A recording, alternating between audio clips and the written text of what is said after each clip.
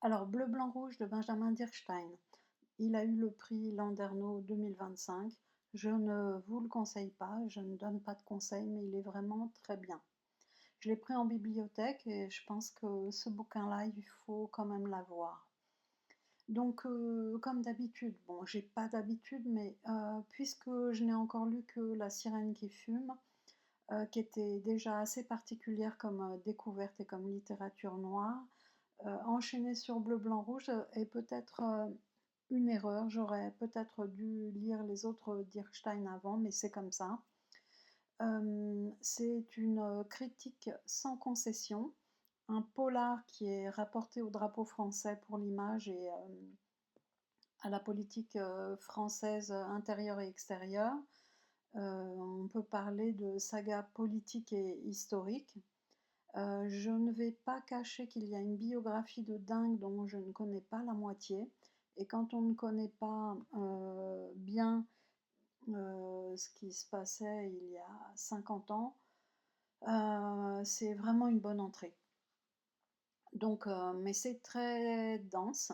Ça fait penser à Patrice Rambaud qui a écrit François le Petit et Emmanuel le Magnifique, mais c'est d'autres formes de politique, de satire politique, je veux dire, tout aussi abrasive et mordante, à tout point de vue, mais très différente, qui aussi exige un petit peu de connaître la politique française par rapport à tout ce qui est raconté, mais bon, moi je connais pas tout hein, non plus, donc voilà. Le faut pas se priver. Le premier volet de cette trilogie, c'est donc Bleu, blanc, rouge, qui fait dans les 700 pages. Il est suivi par le deuxième tome que j'espère trouver bientôt, L'étendard sanglanté levé, enfin en bibli. C'est toujours chez Flammarion et c'est sorti en septembre dernier. L'édition est très agréable en grand format, c'est luxueux, le papier autant que le grammage sont vraiment super. Et même l'utilisation de différentes polices typographiques utilisées par Dirkstein et probablement la maison d'édition en fonction de qui il fait parler, des rapports, etc. C'est vraiment très très bien conçu aussi pour l'impression. Euh, donc c'est de la littérature policière, c'est présenté comme un roman noir, mais on plonge vraiment dans des événements euh, français et politiques, avec un démarrage sur une plongée au cœur de 68 et plus précisément le 24 mai. À ce moment-là, il y avait une paralysie des déplacements à cause de barricades et des actions contre les banques, entre autres des étudiants, des ouvriers, toute forme de contestataires différents vont exiger des réformes politiques et sociales. C'est aussi un moment important parce que, et très fort, parce que c'est une des grèves générales les plus importantes de 10 millions de grévistes, contre par exemple 3 millions de participants en tout pour les Gilets jaunes, des chiffres que je n'ai pas vraiment vérifiés non plus. Et on sait que selon les sources citées, les chiffres ne sont pas forcément les mêmes.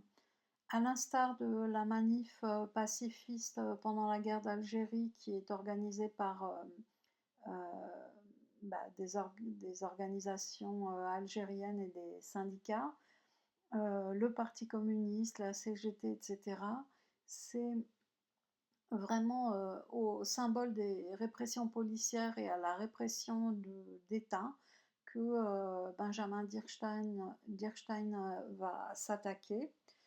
Euh, c'est un événement important, voilà, sous Maurice Papon, le préfet de police de l'époque, et aussi parce que ce sont beaucoup de ces événements qui ont été enfouis, cachés, occultés, et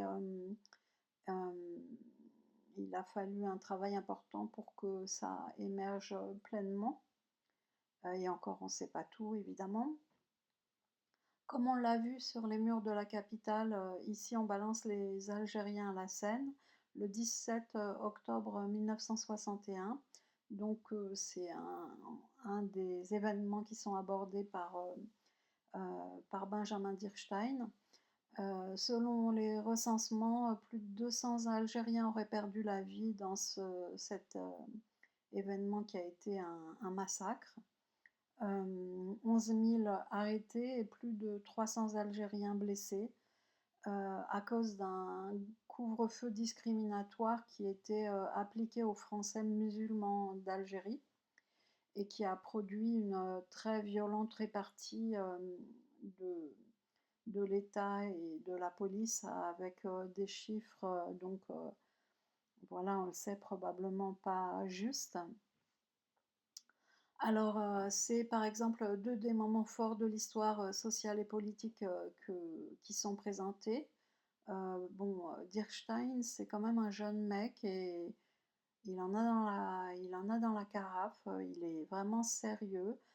Il y a des années de travail pour pouvoir produire cette critique de mœurs et la biographie en fait état. C'est talentueux également. Et en même temps, ça reste. Enfin, j'ai l'impression que il était peut-être le cul entre deux chaises. Euh, voilà, j'ai eu l'impression que c'était entre un essai politique et un policier. Bon, voilà, mais ça, je ne sais pas si j'ai vraiment raison. Il va nous faire voyager sous Giscard avec toutes les scandales, les corruptions. On va, on va, on va passer certains moments avec des mercenaires, traverser des magouilles, le post-colonial, la France-Afrique, tout ça. Et il y parle aussi de l'extrême gauche radicale en général, et aussi de la fraction armée rouge, qui était donc bon, la RAF. C'est une extrême gauche radicale, euh, plus que radicale même, active, très active et allemande, avec une idéologie marxiste-léniniste pendant les années de plomb. À l'époque, bon, moi j'étais assez jeune, mais ça a stupéfié pas mal, enfin j'étais assez jeune. Disons que l'écho monumental qu'il y a eu autour de la RAF ne s'est pas éteint euh, parce que ça a stupéfié énormément de monde, étant donné qu'ils soutiennent à ce moment-là et encore après, puisqu'il y a eu différentes générations de la RAF, une idéologie politique avec un devoir moral de contestation. Ils avaient des convictions euh, qui, ont, qui ont entraîné des projets de guérilla urbaine contre l'État, donc c'était vraiment chaud. Et, euh, et beaucoup de gens y ont perdu la vie. Et même, bon,